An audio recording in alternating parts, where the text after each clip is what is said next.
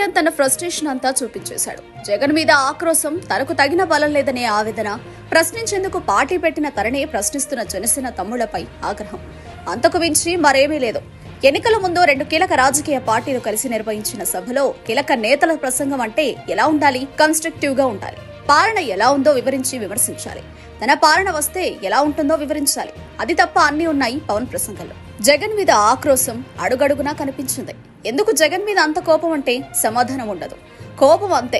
జగన్ను ఎడాపెడా తిట్టడం, పాతాడానికి తొక్కేస్తానని చెప్పడం, అరుపులు కేకలు పక్క 3rd గ్రేడ్ స్పీచ్ అనాల్సిందే పవన్ కళ్యాణ్ స్పీచ్ లో. వేదిక మీద 30 మంది బాడీ గార్డులను పెట్టుకుని జగన్ కు యుద్ధం ఇస్తా అని అనడం పవన్ కే చెల్లిందే. పవన్ స్పీచ్ లో కొత్త పాయింట్ ఒక్కటి చెప్పమని అడిగితే ఏ జన సైనికుడైనా తెల్లమొహం వేయాల్సిందే. ప్రసంగం ఆద్యంతం జగన్ మీద ద్వేషం, ఆక్రోశం.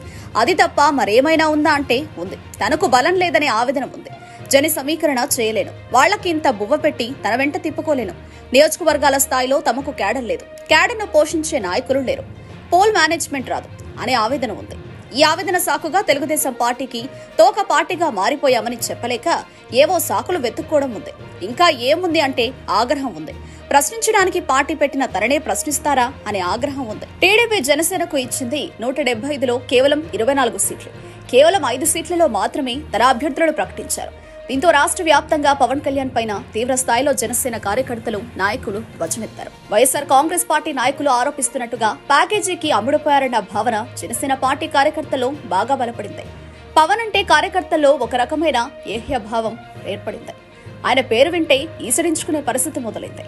అన్నింటికంటే పొత్తు రాజకీయాలను మించి టీడీపీని చంద్రబాబును భుజాన వేసుకుంటున్న తీరు జనసేన కార్యకర్తల్లో, నాయకుల్లో, అనుకూల వర్గాల్లో తీవ్ర ఆశ్చర్యానికి దారితీస్తోంది.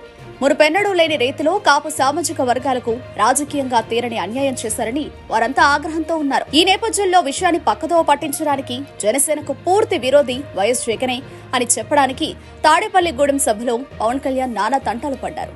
తాను దూషించడం ద్వారా జనసేన కార్యకర్తల్లో మళ్లీ వేడి పుట్టించి జగన్ ను ఒక ప్రతినాయకుడిగా మార్చేందుకు ఆయన ప్రయత్నించినప్పటికీ సభలో ఉన్న వారి నుంచి పెద్దగా స్పందన రాలేదు. తన దగ్గర పనిచేసే సినీ రచయితలు రాసిన డైలాగులు పెట్టుకుని సభా వేదికపై ఊగిపోయారు. ఇలాంటి ఊగుడు గతంలో కూడా పవన్ కళ్యాణ్ లో చూశాం. శాపనార్థాలు, తిట్లు, ద్వేషించే మాటలు, పరిధికి మించి ఆవేశం ప్రదర్శించి పవన్ కళ్యాణ్ తన ప్రవర్తనతో 2019కు ముందు ఆయన నోట్ల నుంచి వచ్చిన డైలాగును మరోసారి జ్ఞాపకంలోకి తెచ్చారు.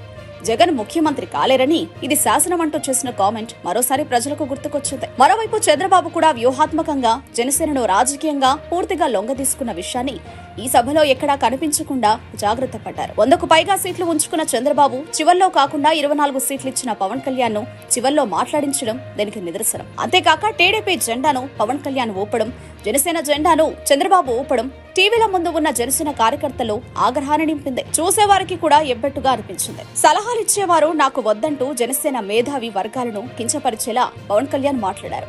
గతంలో ఎన్నడూ లేని రీతిలో ఇది పొత్తు రాజకీయ సభ కాకుండా పవన్ కళ్యాణ్ కు చంద్రబాబు ఇస్తున్న ప్రాధాన్యత సభలా చూపించే ప్రయత్నాలు చేశారు.